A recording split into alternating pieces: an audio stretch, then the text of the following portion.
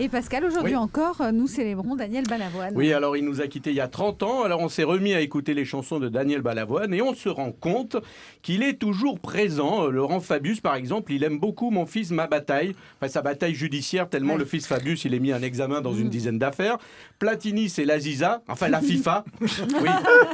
La FIFA, je te veux si tu veux de moi, vous voyez, ça marche, c'est d'actualité.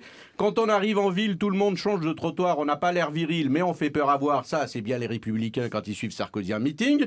Et encore plus fort, demain Manuel Valls sera l'invité de On n'est pas couché. Eh bien, en réécoutant la chanson, le chanteur, célèbre chanson de Balavoine, et en changeant quelques paroles, on peut obtenir facilement la biographie de Manuel Valls. Ah ouais ? Alors, pas toute la chanson évidemment, bien sûr, parce qu'il y a un moment où il dit qu'il va se prostituer. Bon, ça, non. Ça, ce sera juste quand il sera en campagne. Mais vous allez voir, c'est très troublant. Je me présente, je m'appelle Manu, je voudrais bien réussir ma vie, être aimé. Être élu, ça pourrait être élu aussi. Être beau, gagner de l'argent, puis surtout être président. Mais pour tout ça, il faudrait que je bosse à plein temps. Oui, plus de 35 heures et le dimanche, on a y compris.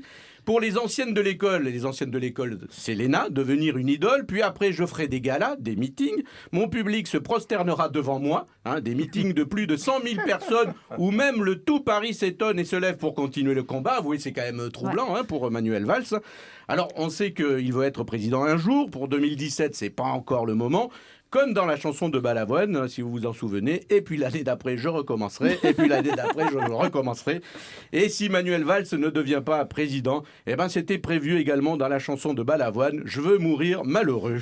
J'ai vérifié. On parie aussi aujourd'hui sur une étude scientifique qui va nous redonner le sourire. Oui, on aime tous ici les animaux et en particulier les chiens. Eh bien, une étude anglaise très sérieuse nous prouve que les chiens comprennent et sentent les émotions des humains, qu'ils peuvent lire nos émotions sur notre visage. Donc, faut arrêter de faire « il va bien le petit pépère » parce que là, il comprend qu'on est vraiment très con.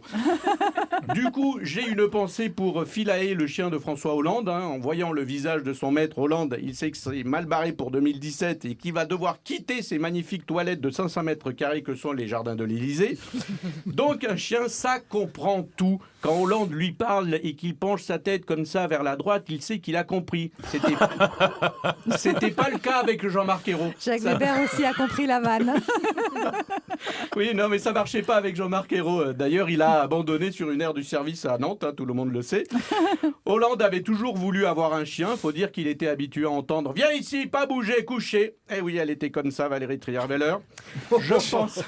Je pense aussi au chien de Michel Sardou. On en a beaucoup parlé aujourd'hui. Alors lui, il doit galérer pour deviner les émotions de Michel Sardou. Quand il est content, on dirait qu'il fait la gueule. Quand il est triste, on dirait qu'il fait la gueule. Et quand il fait la gueule, on dirait qu'il fait encore plus la gueule.